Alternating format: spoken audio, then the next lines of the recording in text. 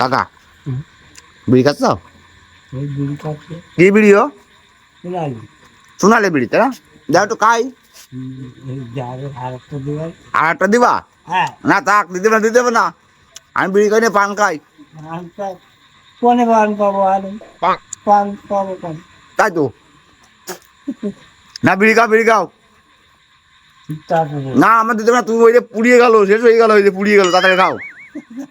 টাকা দেখে যাও না, পুড়িয়ে গেল, খাও খাও। দুই টান দাও আগে, দেখি জাম টানতে পারো।